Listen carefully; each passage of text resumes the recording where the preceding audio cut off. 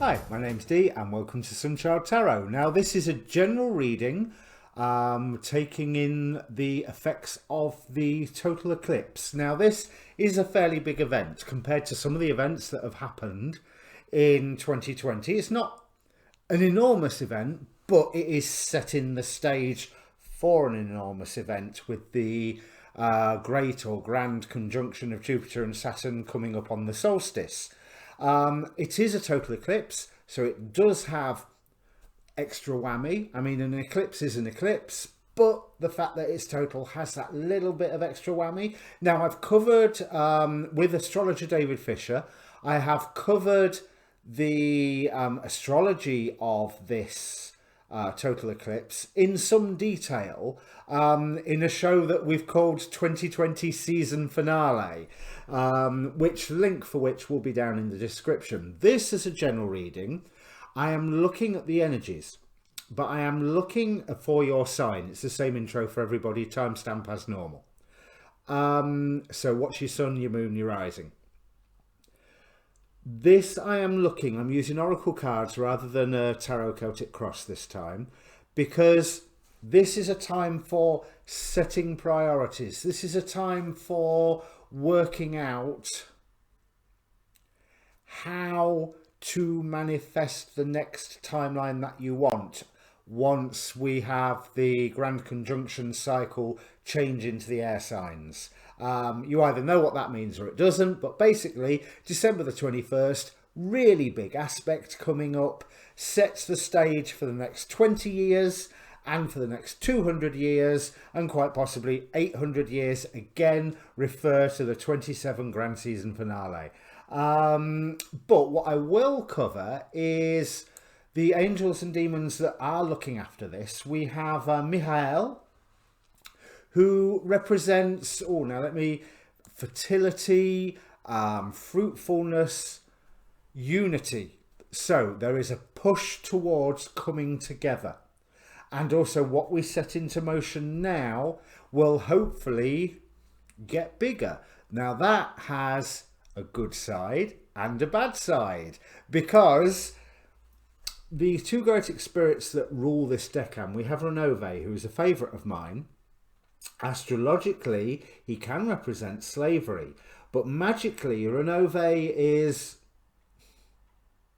I feel like I'm being rude, but he's hideously ugly and absolutely and utterly charming. You've heard me talk about him before if you've watched my readings before. He was a demon that went around the medieval world spreading peace and diplomacy wherever he went. You know, so he shows that no matter what the obstacle is, i.e. the hideous ugliness, it can be overcome by his charmingness. That a solution can always be found. Now, he rules this, if I remember correctly, by day. Let me just double check that. I'm sure it's by day. Yes, and by night, then Andras is the Goetic spirit in charge of that decan. Now, Andras astrologically, I'm sorry, I'm saying it with that little roll of the R because his name reminds me so much of Zathras of Babylon 5. But Andras astrologically represents folly. So it means that we are called upon to take great thought in what we are planning to do, because whatever plans we set into motion will be fruitful. Andras also is a warmonger spirit. He enjoys bloodshed for the sake of it. So you have that really obvious choice. Unity, as represented by Michael and Renove,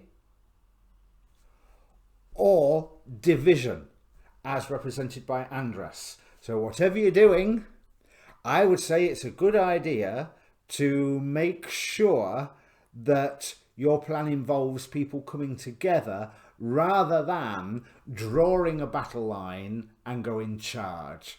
You know, there's because that will help set up, either way will help set up the energies ready for that Jupiter-Saturn conjunction. As I say, I discussed it a lot further in the 2020 grand season finale. So, season finale, sorry, no grand about it. So general reading rules apply. It's not really a predictive reading. I'll be using tarot to clarify the oracle cards.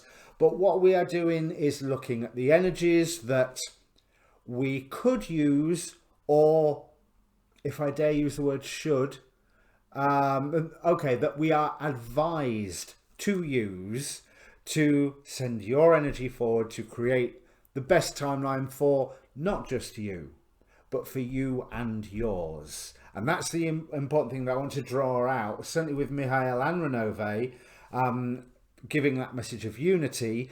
This is not just for you, this is for you and yours. What you set into motion now affects more than just you. No shit, Sherlock. So, what's your sun, your moon, and your rising sign? There's a link in the description down below, one for the season finale, but two for the Facebook page for this group. I put these videos up. I put the astrology weather forecast style videos that I watch up, because I try and make it a bit of a one-stop shop.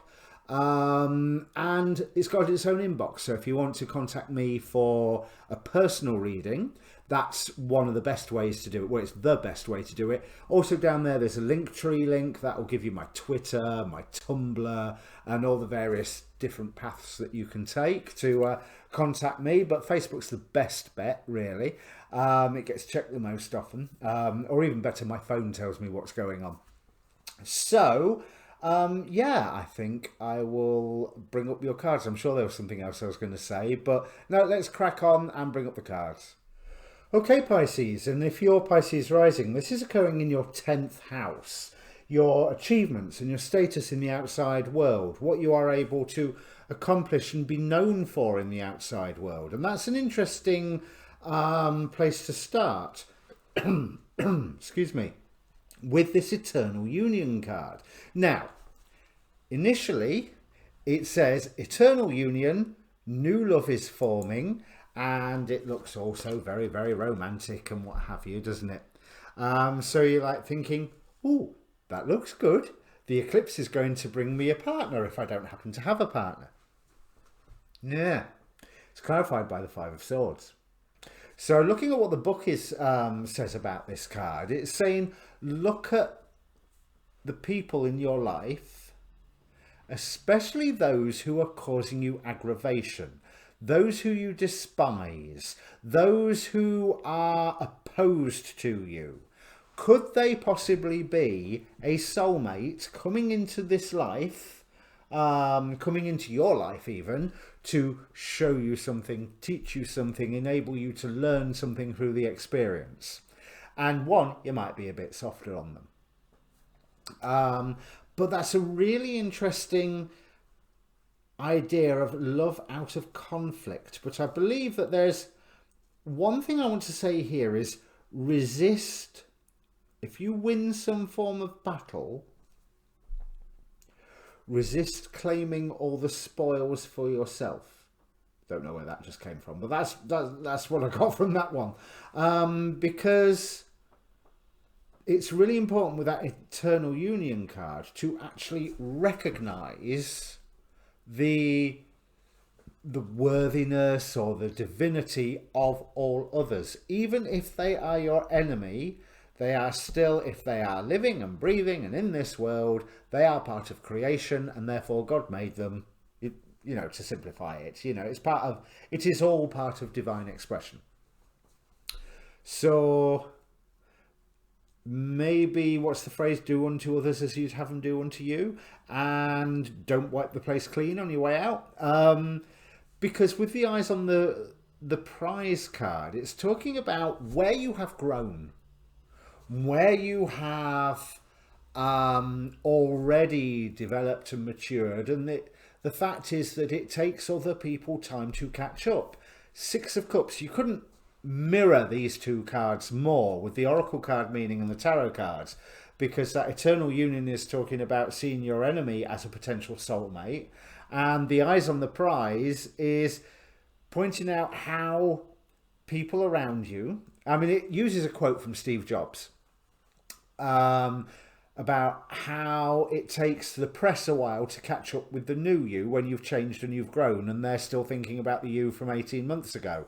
And that can happen in your personal life as well. You change and you grow, but people knew the old you, so therefore they expect the old you, and it will take them time to recognize the growth that you have accomplished, because after all, it took you time to do that growth. But with Morgan Le Fay here, now I didn't look her up, but there's just a sense of everything's going to fit in right, and the right voices are going to be heard. She represents on a card magic, fate, intuition, and prophecy. And these total eclipse readings this time have been full of woo-woo for some of the signs. There has been initiations, there has been spiritual enlightenments, and a real presence of spirit.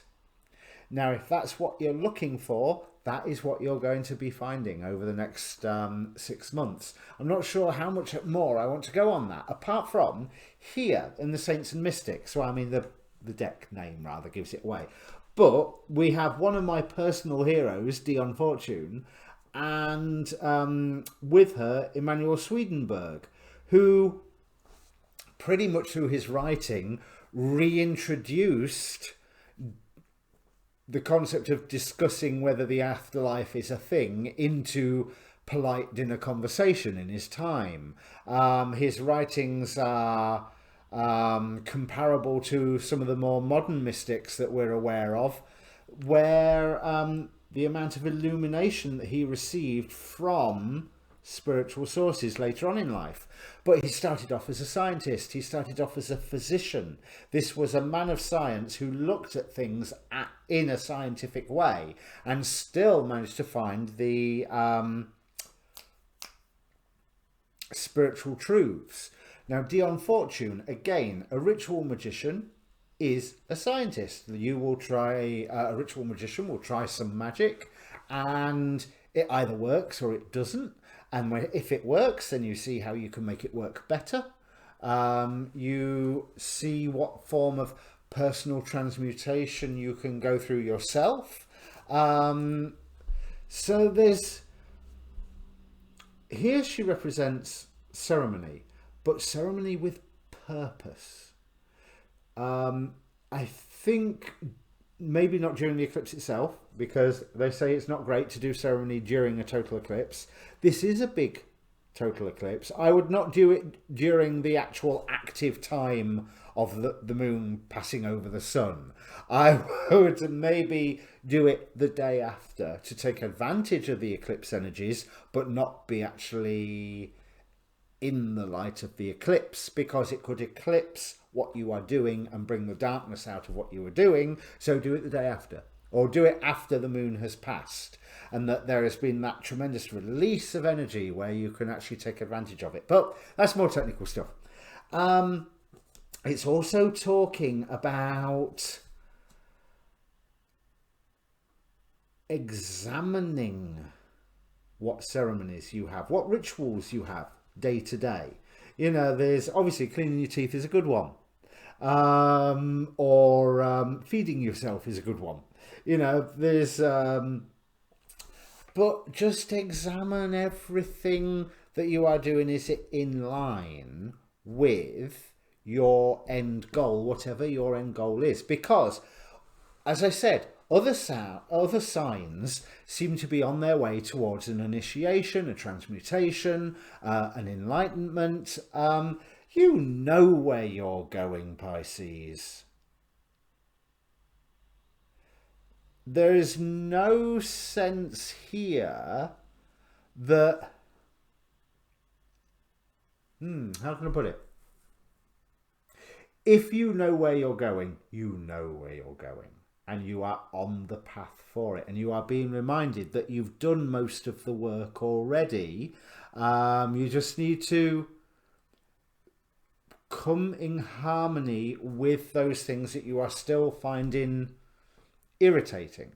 Now, if we take this to a mundane, say, a political level, that doesn't mean accept the injustices of the world. Look, we have the Justice card here clarifying Morgan Le Fay. It means accept, or how can I phrase that? It means do what you need to fight those injustices so that you are happy with yourself, so that you are happy that you have done what you need to do and what you can do and what is in your power to do. I mean, don't beat yourself up for doing something that you can't possibly achieve, but if there's something that you can achieve, then do it. Absolutely do it. At the same time, holding that love for your enemy. You know, what's the Jesus phrase? Hate the sin, love the sinner. And there is an element here of love the sinner, even if you're, whoever it is that you're looking at, the hate aspect, as Dion Fortune or Emmanuel Swedenborg will tell you, not a good idea. Look at the story of Morgan Le Fay. There's two ways you can interpret her story. She was a woman who was suppressed because she's become a bit of a feminist icon through fiction in the last 30 years. Or she was someone who allowed hate to drive her actions, which is the more traditional, well, no, I don't even want to say traditional. It's the more pre-30 years ago interpretation of her. But she was a very, very powerful mage. You don't get to be a powerful mage without conquering your own inner demons, you know, before you go and face others. And the reason I'm going on with this is I want to talk to you about the people that are around you. We've got the Three of Vessels here, clarifying the mythic oracle cards. We've got Garuda with travel and Odin with guidance. Now, Garuda is fiercely loyal. Even though he represents travel in this deck, I always talk about his loyalty. But what I wanted to bring out this time is his problem solving.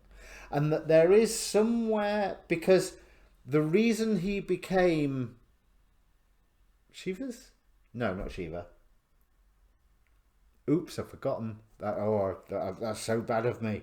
But the reason he became the steed to who it was he became the steed to, I say quickly looking it up, was as part of a deal to receive a healing potion for his wife who had been poisoned. And Vishnu, of course, Vishnu. It's been a long day. This is my 11th reading today.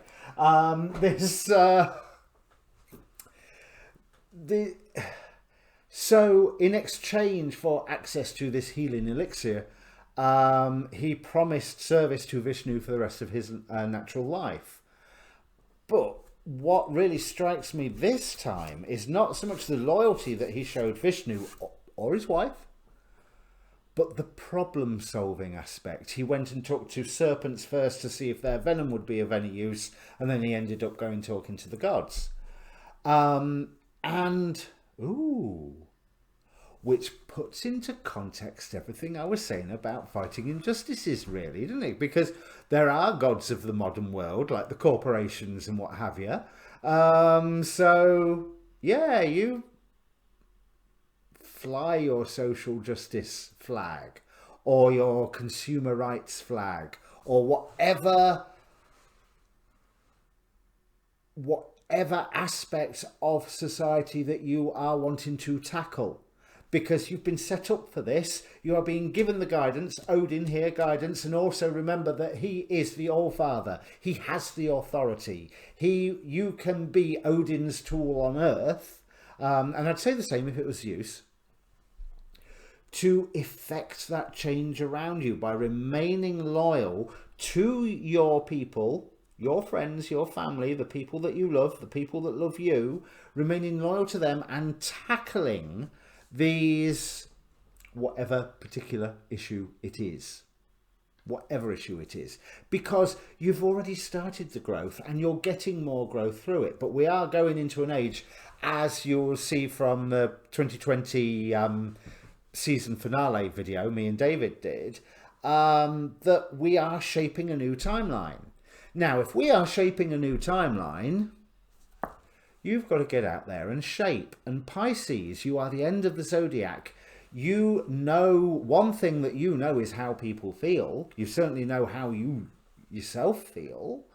So yeah, maybe it's saying that what the total eclipse is bringing to you is some form of political activism, or consumer activism, or some form of activism, all at the same time maintaining your own spiritual growth, as blessed here by Dion Fortune, Emmanuel Swedenborg and Odin.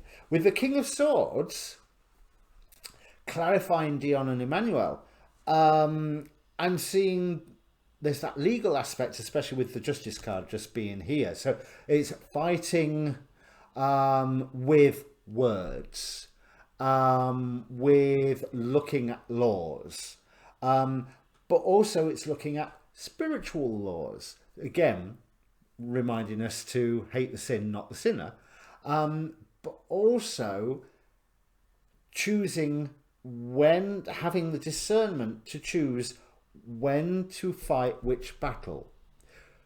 Thursday, I will be fighting my own personal inner demons, thank you. But Friday, I'm going up against GlaxoSmithKline. You know, so, and being able to divide the time up between all of that, because if we're to create a new timeline, what we really need to do is get out there and create a new timeline. Now, all the other signs were a lot more personal than that, Pisces, but right on, comrade, hey. It's if we're going to change the world, it's time to get on with it. Okay. Oh yeah, there might still be some new love coming along in this process. So, and not from where you think it's going to come from either. There you go. That's the most personal thing in there I've got in there for you. So, if this means anything to you, Pisces, do I dare say this? If this means anything to you, comment down below. Mainly because it's always useful to know when these are nice, but it's useful for my self-esteem, but also my confidence, because hey, I'm as useless as everybody else, you know. I have issues, but it's always nice to know when these readings find their home, when someone can turn around and say, I don't want to say thank you, that's not the right word, but message received and understood. You know, that sort of, yes, I can hear. That's how I want to say it. Yes, I can hear you. It's always useful, interesting, and reassuring to know that when I'm spouting all of this, that somebody can hear me. Right, so go and watch your moon sign. Go and watch your rising sign if you haven't been doing that already. And definitely go and check out the season finale of 2020 video. Links, as ever, down in the description below. What I forgot to say in the introduction was like, share and subscribe. And now I'm just saying YouTube politics. But so yeah, like, share, subscribe. And I'll see you next reading, Pisces. Cheers. Let's change the world.